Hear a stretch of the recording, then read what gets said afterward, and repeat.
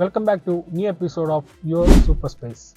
Car ഇൻറ്റീരിയറുമായി ബന്ധപ്പെട്ട ഒരുപാട് സീരീസ് ഓഫ് വീഡിയോസ് ആണ് നമ്മൾ യുവർ സൂപ്പർ സ്പേസിലൂടെ പങ്കുവയ്ക്കുന്നത്.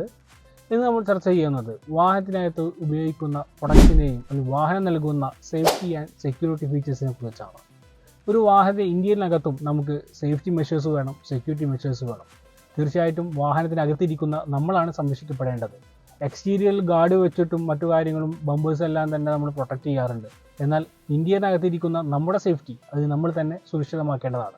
ഒരു വാഹനം സെലക്ട് ചെയ്യുന്ന സമയത്ത് തന്നെ അത്തരത്തിലുള്ള ഫീച്ചേഴ്സ്, ഇപ്പോൾ ഉദാഹരണം പറയുകയാണെങ്കിൽ എയർ ബാഗ് പോലെയുള്ള, അല്ലെങ്കിൽ കുട്ടികളെ സംരക്ഷിക്കുന്ന രീതിയിലുള്ള, അല്ലെങ്കിൽ പലപ്പോഴും വാഹനം എടുക്കുമ്പോൾ നമുക്കറിയാം 5 സ്റ്റാർ റേറ്റിംഗ് എല്ലാം നോക്കി തന്നെയാണ് നമ്മൾ വാഹനം ചൂസ് ചെയ്യാറ്. അപ്പോൾ നമ്മുടെ വാഹനത്തിൽ നൽകപ്പെടുന്ന സേഫ്റ്റി ഫീച്ചേഴ്സിനെ കുറിച്ചും അല്ലെങ്കിൽ അതിലൂടെ നമുക്ക് കിട്ടുന്ന ഒരു കോൺഫിഡൻസ് ഉണ്ട്.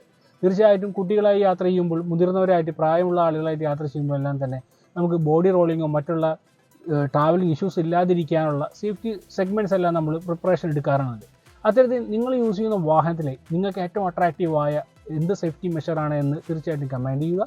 നിങ്ങളുടെ വാഹനത്തിൽ ഉപയോഗിച്ചിരിക്കുന്ന അല്ലെങ്കിൽ നിങ്ങളായിട്ട് ഐഡൻറ്റിഫൈ ചെയ്തുകൊണ്ട് പുതുതായി ആഡ് ഓൺ ചെയ്തിട്ടുള്ള, അപ്ഗ്രേഡ് ചെയ്തിട്ടുള്ള സേഫ്റ്റി മെഷേഴ്സ് എന്തെന്നെല്ലാം കണ്ടെത്തുക. പലപ്പോഴും നമുക്കറിയാം, ഒരു വാഹനം ചൂസ് ചെയ്യുന്ന സമയത്ത് ആ ബ്രാൻഡ് നൽകുന്ന പല സേഫ്റ്റി മെഷേഴ്സ് നമുക്ക് പര്യാപ്തമാകാറില്ല.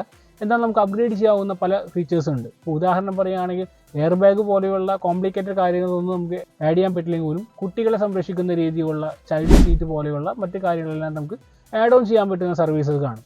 അതുപോലെ തന്നെയാണ് നമ്മുടെ ഒരു ചെറിയ സേഫ്റ്റി ഇഷ്യൂ തന്നെയാണ് നമ്മുടെ ടിൻഡ് ഗ്ലാസ് കൂളിംഗ് ചെയ്യുക എന്നൊക്കെ പോലെ.